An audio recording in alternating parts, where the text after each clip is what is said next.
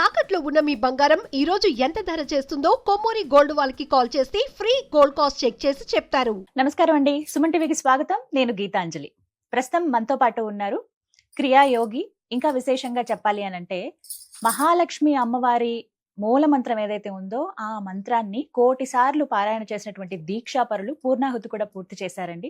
అంతటి మహోన్నతమైన వారితో మాట్లాడడం చాలా సంతోషం. ఇంకా విశేషంగా చెప్పాలి, అగస్త్య స్పిరిచువల్ ఆర్గనైజేషన్ ట్రస్ట్ ఏదైతే ఉందో ఆ ట్రస్ట్ ని నడిపిస్తూ ఉన్నారు 1 సంవత్సరం నుంచి. చాలా విశేషంగా ఇంకా ప్రత్యేకంగా ఎన్నో అంటే ఆన్లైన్ లో కావచ్చు, ఆఫ్లైన్ లో కానీ ఎంతో మంది భక్తులకు ప్రత్యేకించి ఎవరైతే ఫాలోవర్స్ ఎవరైతే ఉంటారో వారందరికీ కూడా దీక్షనివ్వటం కావచ్చు, అలాగే మంత్రాన్ని వారికి ఉపదేశించడం కావచ్చు. దేశ విదేశాల్లో ఉన్నటువంటి ఎంతో మంది ఆన్లైన్ లో కూడా గురుగారి ద్వారా క్లాసెస్ ద్వారా నేర్చుకుంటూ ఉన్నారండి. ఎన్నో విశేషాలు మనకి ఎప్పుడు చెప్తూ ఉంటారు. అయితే ఇవాల్టి వీడియోలో ప్రత్యేకంగా రాబోతున్నటువంటి ఆషాఢ అమావాస్య రోజున ఎలాంటి సాధన చేస్తే మంచిది, ప్రత్యేకంగా గురువు గారు అమావాస్యకు ఒక విశేషమైన సాధన చేస్తారు అమ్మవారిది. ఆ వివరాలు మనకి ఇప్పుడు తెలియజేస్తారు. వారి ద్వారా తెలుసుకుని మనం కూడా ఆ సాధన మార్గంలో నడుద్దాం. గురుగారు నమస్కారం అండి. నమస్కారం అండి. చాలా సంతోషం. ముందుగా మీ చరణాలకు నమస్కారాలు అమ్మవారి తెలియజేసుకుంటున్నాను. యొక్క కృప మనందరికీ కూడా. శ్రీమాత్రే నమః. శ్రీమాత్రే నమః. మీరు నడిపించిన ఆ మార్గంలో నడుస్తూ ఉన్నాను. చాలా సంతోషం, ఎందుకంటే అది నేను అనుభవించాను కాబట్టి చెబుతూ ఉన్నాను. గురువులుగా మరొకసారి నమస్కారం తెలియజేసుకుంటూ, గురుగారు మరి అమావాస్య సాధన గురించి చెప్తాను అని అంటున్నారు. అది ఎలా అండి, ఎలా చేయాలి? ఓం శ్రీ గురుభ్యో నమః. గురుర్ బ్రహ్మ గురుర్ విష్ణు గురుర్దేవో మహేశ్వరః గురు సాక్షాత్ పరం బ్రహ్మ తస్మై శ్రీ గురవే నమః. మహాలక్ష్మి సాధన అనేటువంటిది విద్యారణ్య స్వామి దగ్గర నుంచి మనకి ప్రామాణికంగా పీఠాల ద్వారా మొట్టమొదట్లో పీఠాల్లో వాళ్ళు ఆచరించేవాళ్ళు. ఆ తర్వాత జనబాహుళ్యానికి కూడా అది అందింది. వాళ్ళు సంపుటీకరణంగా చేస్తారు ఈ మహాలక్ష్మి మంత్రాన్ని. సంపుటీకరణతో అండి. ఇది మారెళ్ళ రామకృష్ణ గారి ద్వారా లోకానికి చాలా కాలం నుంచి పరిచయం. ఇందులో ఏంటంటే దుర్గా సప్తశతిలోని కొన్ని శ్లోకాలను తీసుకుంటారు. మన కష్టాలన్నీ తొలగించాలని, అంటే అమ్మవారి శక్తి కూడా ఇందులో ఉంటుంది. మహాలక్ష్మి శక్తి కాకుండా మహాకాళి, మహాలక్ష్మి, మహాసరస్వతి శక్తి, ఆ ముగ్గురు యొక్క శక్తి ఉంటే మనకి ఇంకా సమస్య లేదు. మనకు కావాల్సినవన్నీ సమకూరుతాయి. అందుకని ఇది సంపుటీకరణ 1 నుంచి 19 శ్లోకాలు ఉంటాయి. అంటే అది శ్రీ సూక్తంతో కలిపిందనమాట. అంటే ప్రధానమైనటువంటి మంత్రం మూల మంత్రం అందరూ చేసుకోవచ్చు. అమ్మవారి మూల మంత్రం యజ్ఞపూర్వకంగా మనం పూర్ణాహుతిలో చేసేటప్పుడు మాత్రం శ్రీ సూక్త సంపుటీకరణంతో చేస్తారు. శ్రీ సూక్తంలో ఉన్న 15 హిరణ్యవర్ణాం హరిణీం సువర్ణదాం అనేటువంటి శ్లోకంతో 15 శ్లోకాలని కూడా ఈ 15 శ్లోకాల్లో 15 మంత్రాలని సంపుటీకరణం చేస్తారు.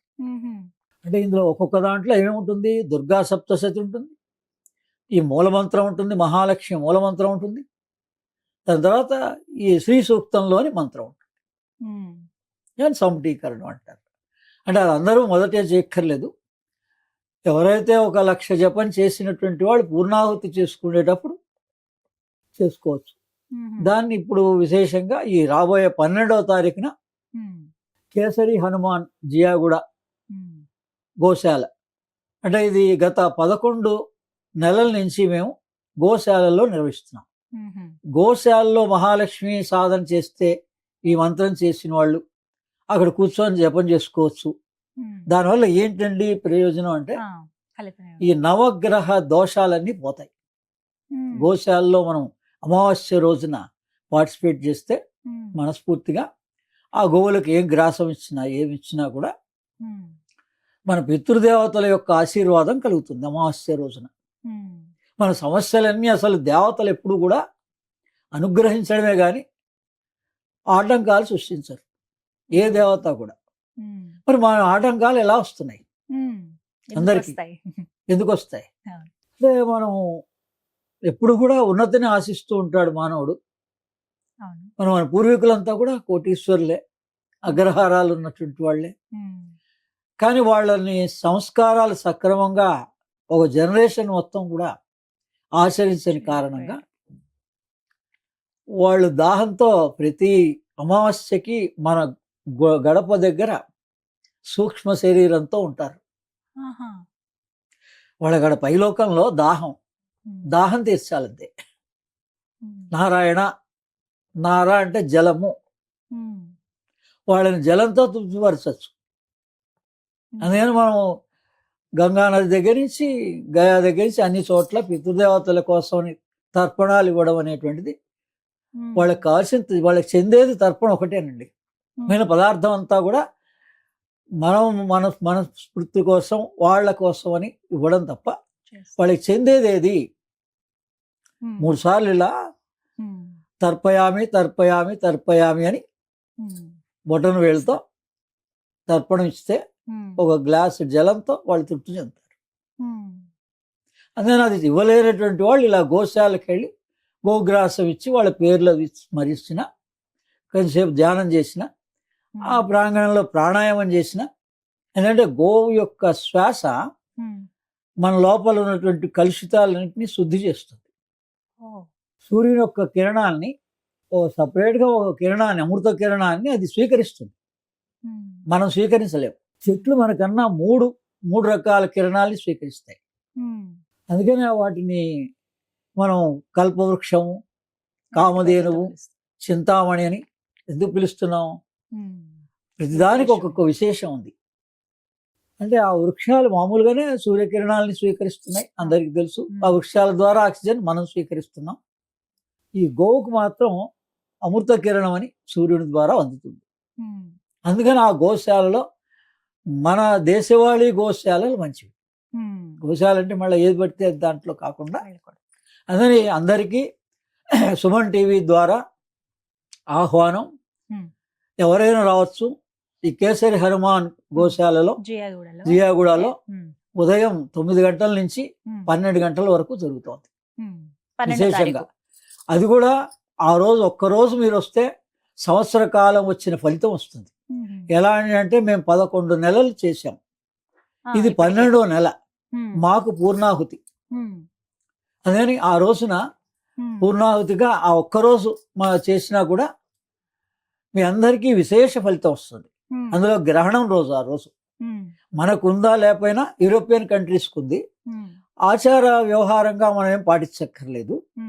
కానీ రాత్రిపూట చాలా విశేషంగా 9:30 నుంచి 4:30 వరకు అన్ని గంటల పాటు మనకు ఉంటుంది. ఎప్పుడు గ్రహణం వచ్చినా గుర్తుపెట్టుకోండి, సూర్యగ్రహణం కానీ చంద్రగ్రహణం కానీ, సూర్యగ్రహణం అంటే మన డైజెస్ట్ మీద ఎఫెక్ట్ ఇస్తుంది. ఆ వేడి లేకపోతే మన బాడీలో ఏ డైజెస్ట్ అవ్వదు. అందుకోసం ఉపవాసం ఉండమని చెప్పారు. తిన్నది అరగదు, అరకపోగా దానివల్ల లేని ఇబ్బందులు కూడా రావచ్చు మామూలప్పుడు కన్నా. అందుకని ఆహారం డైజెస్ట్ అవ్వదు సూర్యకిరణాల వల్ల. లేదు రాత్రిపూట వస్తుంది కదా అండి అంటే కూడా రాత్రి కూడా మనం 9 లోపల మనం తిన్న పదార్థం జీర్ణం అయిపోవాలి. అంటే ఎంత ముందు తినాలో ఎవరికి వాళ్ళే నిర్ణయించుకోవాలి. పదార్థాన్ని బట్టి ఉంటుంది కదా. లైట్ గా పదార్థం అయితే గంటలో అరిగిపోతుంది. అందుకని ఎప్పుడు కూడా గర్ణం పూట పళ్ళ రసాలు తాగమని చెప్పారు, పాలు తీసుకోమని చెప్పారు, మజ్జిగ తీసుకోమని చెప్పారు. మీరు పూర్తిగా మానేయమని ఏం చెప్పలే. కానీ ఆ గ్రహణ సమయానికి మన స్టమక్ ఎంప్టీగా ఉండాలి. ఎంత ఖాళీగా ఉంటే మన శ్వాస అంత సక్రమంగా జరుగుతుంది. లోపలే హృదయంలోనే భగవత్ ఉంది. మనం గుర్తించినా గుర్తించకపోయినా అదే ఆ హృదయపూర్వకంగా మనం ధ్యానం చేసినా మంత్రజపం చేసినా విశేష ఫలితం వస్తుంది. తర్వాత ఇది ఈ 12వ తారీఖున పుష్యమి నక్షత్రంగా వస్తుంది. అందుకని పగలు పూట మీరు గురువుల ద్వారా, పెద్దల ద్వారా మంత్రాన్ని తీసుకోవచ్చు, యోగాన్ని, ధ్యానాన్ని తీసుకోవచ్చు.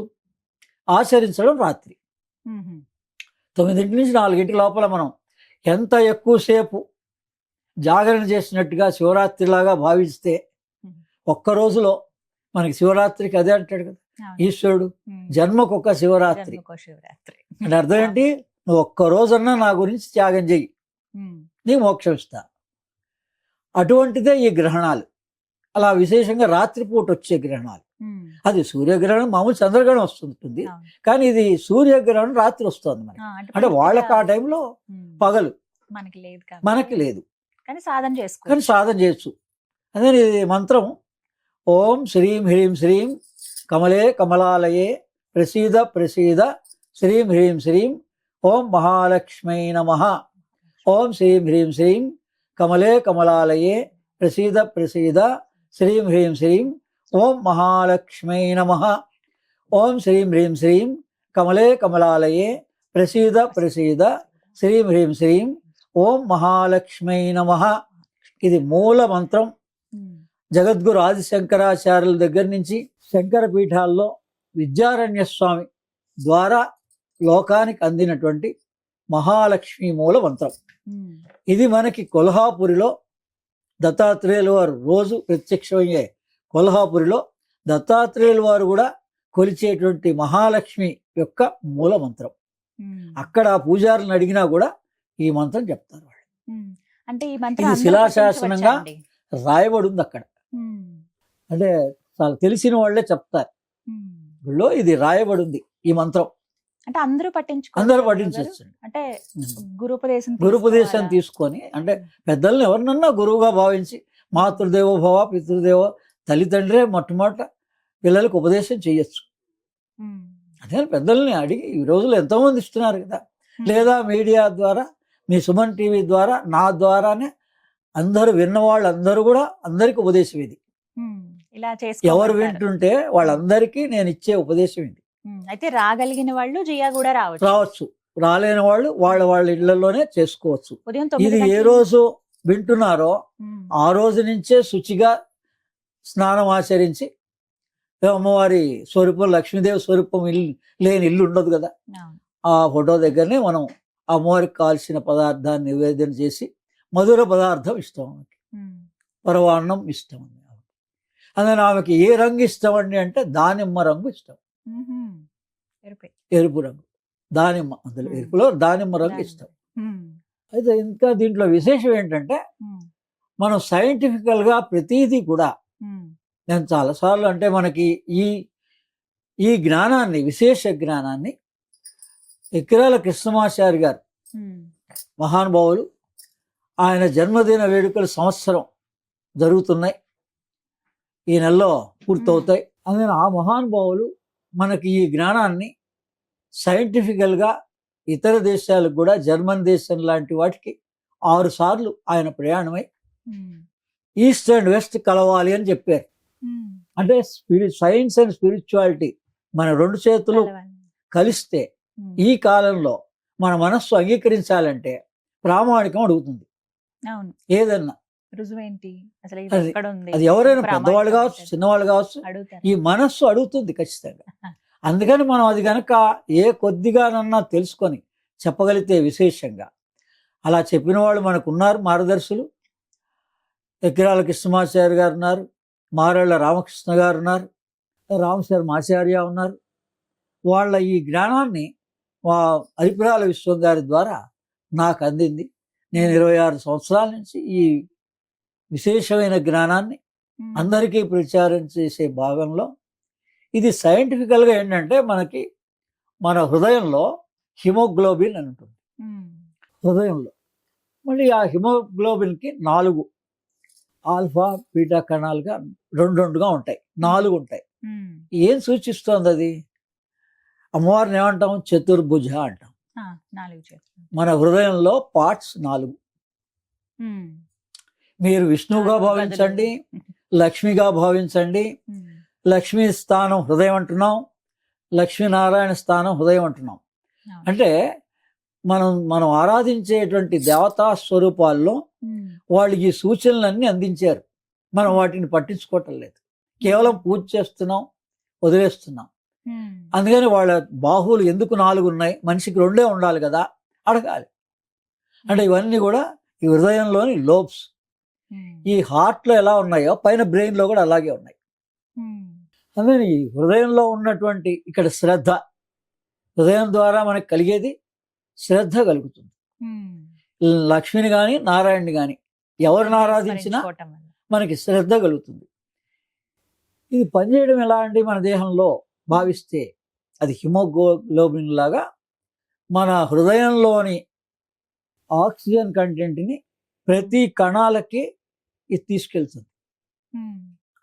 లక్ష్మీదేవి చేసే పని ఏంటంటే యావత్ మన దేహాన్ని ఈ రక్త ప్రసరణ సక్రమంగా జరిగి ఆక్సిజన్ ప్రతి కణానికి అందించే బాధ్యత. అది స్థితికారక అంటే. నారాయణ అంటే జలం. జలం అంటే మన దేహంలో జలమేది రక్తమే. అందుకని దీన్ని ఇంకా 3 రకాలైన ప్రయోజనాలు కలిగిస్తుంది ఈ మహాలక్ష్మి మంత్రం కూడా. ఒకటి, ప్రతి కణానికి ఆక్సిజన్ని సరఫరా చేయడం. తర్వాత అక్కడున్న మాలిన్యాన్ని, కార్బన్ డైఆక్సైడ్ని ప్రతి కణం నుంచి తిరిగి తీసుకొచ్చి హృదయానికి సప్లై చేసేది కూడా హిమోగ్లోబినే. ఆ హిమోగ్లోబినే మహాలక్ష్మి. ప్రతిదీ మనం సైంటిఫికల్గా ఈ శక్తి మన దేహంలో ఎక్కడుంది, శివుడు అంటే ఏ శక్తి, లక్ష్మి అంటే ఏ శక్తి, బ్రహ్మ అంటే ఏ శక్తి, ఈ 3 తెలుసుకోవాలి. మనకి ఆలోచనలు, బుద్ధి, ఆలోచన విధానాన్ని ఈశ్వరుడు అంటే మంగళకారకుడు. మంగళకారకుడు అంటే మన ఏం చూపిస్తారు, దానికి పుర్రె చూపిస్తారు, ఎముకలు చూపిస్తారు, కపాలం చూపిస్తారు శివుడి చేతిలో. మహాకాళేశ్వరుడు అంటారు. ఈ సూచనల్ని గమనించాలి మనం. అంటే శిరోభాగానికి చెందినటువంటిది ఈశ్వర తత్వము, హృదయ భాగానికి చెందింది నారాయణ తత్వము. దేహం అంతటికీ కేంద్ర స్థానం నాభి. మీకేం జరగాలన్నా నాభి ద్వారానే జరుగుతుంది. ఈ నాభిని బ్రహ్మగా చూపించారు. బ్రహ్మ ఎక్కడ నిలనం అంటే కమలం నుంచి, కమలం యొక్క నాడి నుంచి, నారాయణుడి యొక్క నాభి నుంచి ఒక కమలం ఉద్భవించే కమలంలో బ్రహ్మ ఉద్భవించాడని అంత స్పష్టంగా చూపించారు మనకి. వీటి సూచనల్ని మనం అందుకోవటం లేదు. అందుకని మన ఈ కింది భాగాన్ని, ఈ దేహం యొక్క కేంద్ర భాగాన్ని, డైజెస్టివ్ పార్ట్ని సక్రమంగా నడిపించగలిగే శక్తి బ్రహ్మది. మన హార్ట్ కానీ, హార్ట్ ఫంక్షనింగ్ కానీ, బ్లడ్ సర్క్యులేషన్ కానీ, నర్వస్ సిస్టమ్ కానీ, ఈ బాధ్యత విష్ణువుది. ఆ తర్వాత శిరోభాగం లయకారకుడు. మనం రాత్రి హాయిగా నిద్రపోవాలంటే, ఏ తలనొప్పి లేకుండా నిద్రపోవాలంటే దాన్ని లయం అంటారు, పడుకోవడం. మనం ఏమనుకుంటున్నాం, చివరిలో జననం మరణం లయకారకుడు అనుకుంటున్నాం. ప్రతిరోజు జననం మరణమే సైంటిఫికల్గా మనం తెలుసుకుంటే. ఈ జ్ఞానం తెలిస్తే మనకు మరణ భయం ఉండదు. అందుకని పేరు ఎవరితోనన్నా ఆరంభం చేయండి, మీకు ఏ దేవత ఇష్టమైనా మంచిదే. అందుకని అది ఏంటి, ఏ శ్రావణ మాసమా లేకపోతే ఈ దేవత ఆ దేవత కాదు, ఇష్ట దేవత అన్నారు. ఎక్కడో అక్కడ ఆరంభం చేయండి, దాని సైన్స్ తెలుసుకోండి. మీకు దేహంలో మిగిలినవన్నీ ఈ సమన్వయం కావాలి. అందుకని మనకు వాళ్ళు నేర్పింది ఏంటంటే గురుర్ బ్రహ్మ, గురుర్ విష్ణు, గురుదేవో మహేశ్వర అంటే ఈ 3 సమన్వయంతో ఉండాలి. బ్రహ్మ, విష్ణు, మహేశ్వర సమన్వయాన్ని మనం చూసుకోవాలి. అలాగే వాళ్ళకి కలిగిన శక్తి ఎవరు? మన మహాలక్ష్మి, మహాకాళి, సరస్వతి. అందుకని ఈ పేర్లలో ఉన్న దేవతకి శక్తి. అంటే ఇవి నామరూపం దగ్గర ఆగిపోతున్నాం మనం. ఈ అన్ని నామరూపాలకి భగవంతుడి కన్నా ఎవరు గొప్ప అని అడిగారు. మరి భగవద్గీతలో కూడా ఉంది సమాధానం. భగవంతుడు గొప్పనా, భగవత్ తత్వం గొప్పదా? మనం తత్వం దాకా వెళ్ళాలి. అంటే లక్ష్మి యొక్క వివరమే తత్వం. సైంటిఫికల్ నాలెడ్జ్ దాకా వెళ్ళటం లేదు. మనం రిచువలిస్టిక్ దగ్గరనే ఆగిపోతున్నాము. ఇది అడగాలి, తెలుసుకోవాలి. అనుభవజ్ఞులు ఉన్నారు. లేకపోతే అందరికీ భగవంతుడు నెట్ ఏర్పాటు చేశాడు, ఇంటర్నెట్ ఏర్పాటు చేశాడు. మీరు పేరు సెలెక్ట్ చేసుకోండి, దానికి కావాల్సిన ఇన్ఫర్మేషన్ అంతా అడగండి. ఎంతో మంది సైంటిస్టులు మన ఈ దేవతల గురించి, అందరి దేవతల గురించి కూడా పరిశోధన చేశారు. మనకు కావాల్సినంత ఇన్ఫర్మేషన్ నెట్లో ఉంది. అందుకని ఈ సందర్భంగా, మన మహాలక్ష్మి సందర్భంగా ఈ లక్ష్మీ దేవత మనలో ఎలా ఉంది, ఈ రక్తాన్ని ఎరుపుగా మార్చగలిగే శక్తి కూడా లక్ష్మీదేవిది. ఏ డాక్టర్ దగ్గర పోయినా మీరు బ్లడ్ టెస్ట్ అడుగుతున్నారు అంటే బ్లడ్ లో దోషం వస్తుంది, దీన్ని సరి చేస్తుంది మహాలక్ష్మి. ఏం చేస్తుందండి మనకి అంటే, మీరు మామూలప్పుడు కూడా ఈ మంత్రాన్ని స్మరించుకుంటూ శ్వాసతో అనుసంధానం చేయండి. ఓం శ్రీం హ్రీం శ్రీం కమలే కమలాలయే ప్రసీద ప్రసీద శ్రీం హ్రీం శ్రీం ఓం మహాలక్ష్మీ నమః భావన చేయండి. మీరు బయట ఆమెకి ఏమి ప్రసాదాలు ఇచ్చారా, పూజ చేశారా, అవన్నీ ఏం అక్కర్లేదు. శుచిగా కాళ్ళు చేతులు కడుక్కొని కూర్చొని ధ్యానం నిమగ్నంలో అయి హృదయంలో ఉన్నటువంటి భగవత్ స్వరూపాన్ని మీరు భావించండి. ఈ మంత్రం చేస్తున్నప్పుడు లోపల ఏం జరుగుతోందో గమనించండి. అప్పుడు మనకి ఇవన్నీ అనుభవాలు కలుగుతాయి.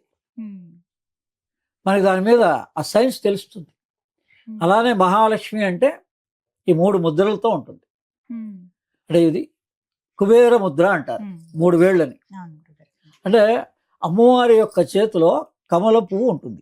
ఆ పుష్పం ఎలా ఉంటుంది, మనం నిజంగానే ఆడవాళ్ళు కనుక ఇలా పెట్టుకుంటే వాళ్ళకి నిజంగా కమల పువ్వు వాళ్ళ చేతుల్లో ఉంది అన్నట్టుగా దూరం నుంచి కనిపిస్తుంది అనమాట. అందుకని ఈ మొదటి 3 వేళ్ళని కలపాలి, చివరి 2 వేళ్ళని ముడవాలి. అంటే ఈ చివరి 2 వేళ్ళు ఏం సూచిస్తున్నాయి, ప్రాణ అపాన. ఈ ప్రాణ అపానాల్ని క్లోజ్ చేయాలి. అంటే మనలో అహంకారం పోతుంది. మన అహంకారం ఎందుకు వస్తుంది, శ్వాస ద్వారా వస్తుంది. తీసే శ్వాస, వదిలే శ్వాస, ఒకటి ప్రాణము, ఒకటి అపానము. ఈ 2 అయితే అహంకారం లేదు. అందుకని ఇది ఇలా పెట్టుకుంటే ఏమొస్తుంది, మనకి ఈ 3 యాక్టివేట్ అవుతాయి, ఈ 2 క్లోజ్ అవుతాయి. ఈ 2 స్టాప్ చేసినంత మాత్రాన మనకి ప్రాణం జరగదా, లోపల ప్రాణ ప్రసరణ మనకి తెలియకుండా ఈ 3 ప్రాణాలు యాక్టివేట్ అవుతాయి. మిగిలిన 5 ప్రాణాల్లో ప్రాణ అపాన సమాన వ్యాన ఉదాన పేర్లే తెలవటం లేదు మనకి. మనకి తెలవనటువంటి అదృశ్యమైనటువంటి ఈ 3 ప్రాణాలు మనలో యాక్టివేట్ అవుతాయి. అవి మనల్ని డీటాక్సిఫికేషన్ చేస్తాయి. మొత్తం రాత్రి అంతా ఈ ప్రాణాలు పనిచేస్తాయి. మనకి పగలంతా ప్రాణపానం పనిచేస్తోంది, బాగానే ఉంది. కానీ రాత్రిపూట ఈ ఉదాన ప్రాణము, వ్యాన ప్రాణము, భగవద్గీతలో చెప్పాడు, నువ్వెవరు అని అంటే వ్యాన ప్రాణం అని అన్నాడు. దేహం అంతా ప్రసరించేదాన్ని వ్యాన ప్రాణం అంటారు. ఊర్ధ్వముఖంగా తీసుకెళ్లేదాన్ని ఉదాన ప్రాణం అంటారు. మనకి ఏదైనా ఊర్ధ్వమే. మనకు ఆర్థికంగా ఊర్ధ్వంగా కావాలి, బయట కావాలి. ఇప్పుడు ఇదంతా ఏంటి, వనరుల్ని సృష్టిస్తుంది. లక్ష్మి అంటే వనరుల్ని. రాజకీయంగా ఉన్నారు, దేశం సుభిక్షంగా ఉండాలి. వనరులు ఎక్కువ ఉంటే ఆ దేశం సుభిక్షంగా ఉంటుంది. ఉన్న వనరుల్ని వాడుకోగలిగితే, అనేక చోట్ల ఇప్పుడు పెట్రోల్ ఉంది. యుద్ధ సందర్భంగా పరిశోధన చేసి, ఇంతకుముందు పరిశోధన చేసిన ఇప్పుడు బయట పెట్టారు. అదే మనకు కావాల్సినంత సంపద మన దగ్గరే ఉంది. కానీ ఆ వనరుల్ని మనకి అందేలాగా సృష్టించాలి. ఈ పని ఎవరు చేస్తారు, మహాలక్ష్మి శక్తి చేస్తుంది. అందుకని రాజకీయ నాయకులు కూడా ఈ మహాలక్ష్మి సాధనని విశేషంగా ఉపయోగించుకోవచ్చు. వ్యాపారస్తులైతే ఎలాగో ఉపయోగించుకుంటున్నారు. సర్వజనులు అందరం కూడా మనకు కావాల్సిన వనరులు ఉత్పన్నం అవ్వాలంటే, మనకి కుటుంబ సంఖ్య అందరిలోకి సఖ్యత కలగాలన్నా మహాలక్ష్మిదే బాధ్యత, నారాయణుడిదే బాధ్యత, స్థితికారకుడి. ఆ ఇద్దరు ఒకటే. నారాయణుడి శక్తి లక్ష్మి, లక్ష్మి శక్తి నారాయణ. ఈ గ్రహణం రోజున ఈ విధంగా రాత్రిపూట అందరూ కూడా యోగ మంత్ర యోగ ధ్యాన పద్ధతులు ఆచరించుకోవచ్చు. లేదు ఏం లేదు, కేవలం ఇలా ముద్ర పెట్టుకొని ఒక అరగంట గంట సేపు కూర్చొని అలా నిద్రపోయినా కూడా వాళ్ళకి కావాల్సిన ఫలితం వాళ్ళకి వస్తుంది. వాళ్ళకి ఏం తెలిసినా తెలియపోయినా, మన హృదయంలోనే మంత్రం చేసినా చేయకపోయినా, ఒట్టి శ్రీం బీజం చేసినా చాలు. మంత్రం అంతా చేయలేని వాళ్ళు శ్రీం బీజం చేయొచ్చు. సౌందర్య లహరిలో ఉంది, శ్రీం బీజం ఉంది. ఆ శంకరాచార్యులు ఇచ్చారు మనకి. అందుకని మహాలక్ష్మి అనేది, లక్ష్మి లేకుండా మన మనుగడ లేదు. నారాయణుడు లక్ష్మి లేకుండా, అంటే బ్లడ్ సర్క్యులేషన్ లేకుండా మనిషి మనుగడ కాదు, ఏ జీవికి లేదు. అందుకని ఇది సైన్స్గా ఎంత తెలుసుకుంటే, మనం వేరే వాళ్ళకి, మన జనరేషన్కి, ఫ్యూచర్ జనరేషన్కి చెప్పగలిగితే, తల్లిదండ్రులందరూ విని పిల్లలకి చెప్పగలిగితే, ఈ మహాలక్ష్మి సాధన వల్ల దేశం కూడా సుభిక్షంగా తయారవుతుంది. సామూహికంగా మనం చేస్తే ఇలా నెలకు ఒక్కసారి అమావాస్యకి ప్రతి అమావాస్యకి చేసుకోవచ్చు. అప్పుడే ఎలా చేయాలి, ఏకాహంగా చేసుకోవచ్చు. అంటే అందరూ కలిసి ఆ రోజంతా కూడా ఆ నామజపం రోజు మంత్రజపం చేసేవాళ్ళు చేయొచ్చు, లేకపోతే బ్యాచ్లు వైజ్గా ఒక గంట సేపు చేసుకోవచ్చు. వీలున్న వాళ్ళు ఒక గంట చొప్పున 24 గంటలు కంటిన్యూగా చేస్తే ఆ ఆ చేసినటువంటి చోటుకి దానికి విశేష ఫలితం వస్తుంది. మొత్తం మీద ప్రతి అమావాస్యకి ప్రతి ఈ అమావాస్యకి విధంగా చేయొచ్చు. చేసుకోవచ్చు. ఇప్పుడు అంటే గ్రహణం ఉందా లేదా అని కాదు, ఉమ్, ప్రతి అమావాస్యకి చేసుకోండి. ఉమ్, మనకు కావాల్సిన వనరులు, సంపద, కేవలం సంపదే కాదు కదా, ఉమ్, మన ఆరోగ్యం ఉండాలి కదా, అవునండి. అన్ని రకాలుగా కూడా భగవత్ శక్తి మన హృదయంలో ఉంది, ఉమ్, శిరోభాగంలో ఉంది, నాభిలో ఉంది. ఉమ్, ఈ మూడిటి మీద మనకి ఎంతవరకు జ్ఞానం ఉంటే అంతవరకు కాన్సన్ట్రేట్ చేస్తే ఉమ్. ఎవరెవరి పరిధిలో వాళ్ళకి విశేషమైనటువంటి ప్రయోజనాలు కలుగుతాయి. మరొకసారి చివరిగా తెలియచేయండి గురుగారు. జియాగూడ జియాగూడ కేసరి హనుమాన్ దేవాలయం, గోశాల కూడా ఉంటుంది.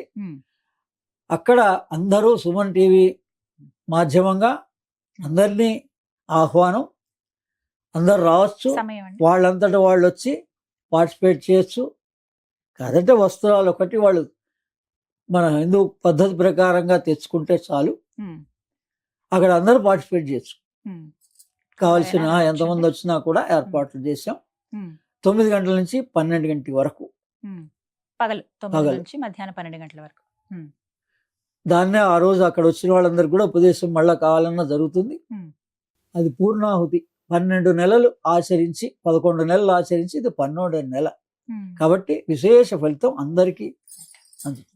చాలా చక్కగా వివరించారు గురుగారు, ధన్యవాదాలండి. విన్నారు కదండి, జియాగూడ కేసరి హనుమాన్ మందిరం. మీరు ఆగస్టు 12 రాబోతున్నది. అక్కడ అద్భుతమైన గోశాల కూడా ఉంటుంది. గోశాలలో గనక మనం మంత్రం గనక పఠించిన, పారాయణ చేసిన, లేకపోతే ఏమైనా దాంతో పాటుగా మనం అంటే ఆ స్మరణే చాలా అని అంటారు, ఆ ప్రాంతంలో ఉండడమే చాలా అదృష్టం అంటారు. ఆ ప్రదేశంలో మీరు మంత్ర పఠనం చేసిన, పారాయణాలు ఇలాంటివి ఏమైనా చేసినా కూడా 1,000,000 రెట్ల ఫలితం ఎక్కువగా ఉంటుంది అనేది చెప్తూ ఉంటారు. రాబోతున్నటువంటి ఆగస్టు 12 అమావాస్య, ఆ రోజు గ్రహణం ఉందని అంటున్నారు, కానీ మనకి లేదు గ్రహణం, భారతదేశంలో ఎక్కడా కూడా కనిపించదు, మరొకసారి చెప్తున్నాం. కానీ ఆ శక్తిని వినియోగించుకునే పద్ధతిలో భాగంగా ఇప్పటివరకు చూస్తే కనుక 11 అమావాస్యలు అదే విధంగా పూర్తి చేశారు గురువు గారు. ఇప్పుడు 12వ అమావాస్య ఇది, అంటే ఒక సంవత్సరం చేసినటువంటి ఫలితం ఆ రోజున ఉంటుంది. కాబట్టి ముందంతా మనం వెళ్ళలేకపోయాం, ఈసారి వచ్చే ప్రయత్నం చేయండి. అందరూ ఆహ్వానితులే, వచ్చి మీరు స్వయంగా గురువు గారితో మాట్లాడవచ్చు, అలాగే మీరు కూడా మంత్రోపదేశం తీసుకోవచ్చు. ఇది వాళ్ళ వీడియో. నమస్కారం.